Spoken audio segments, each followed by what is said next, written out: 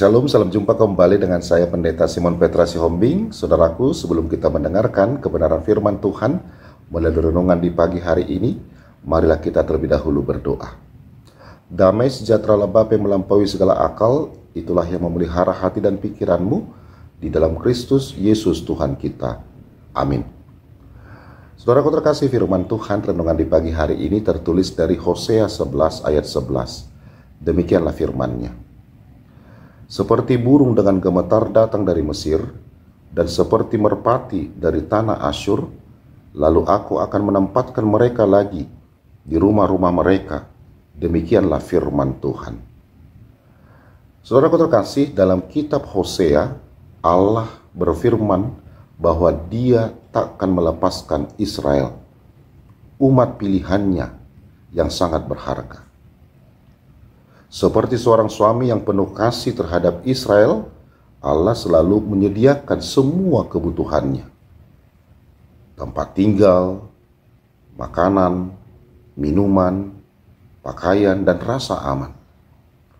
Namun, seperti seorang istri yang berzina, Israel selalu menolak Allah, lalu mereka mencari kesenangan dan rasa aman dari sumber yang lain. Semakin Allah memanggil mereka, semakin mereka menjauh dari hadapannya. Tetapi meskipun Israel, saudaraku, sangat menyakiti hatinya, Allah tak akan menyerah atas mereka. Dia akan menghukum Israel untuk kemudian menebus mereka. Dia rindu membangun kembali hubungan dengan mereka. Saudaraku terkasih, semua anak-anak Allah dapat memiliki kepastian yang sama saat ini. Kasih-Nya kepada kita membuatnya takkan pernah melepaskan kita.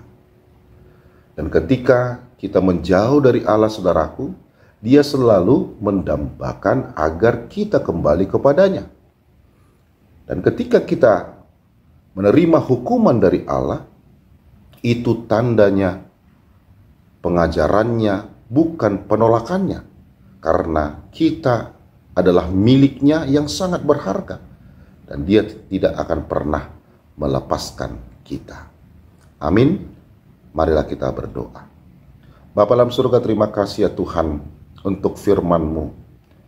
Kami menyadari bagaimana Engkau selalu mengasihi kami, walaupun kami senantiasa melakukan kesalahan.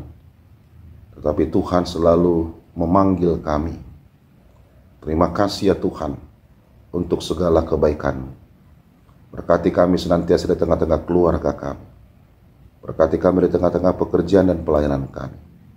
Dan kami juga teringat ya Tuhan, buat jemaat-Mu, keluarga kami, sahabat kami yang mengalami sakit penyakit, Tuhanlah yang memberikan kesembuhan bagi mereka.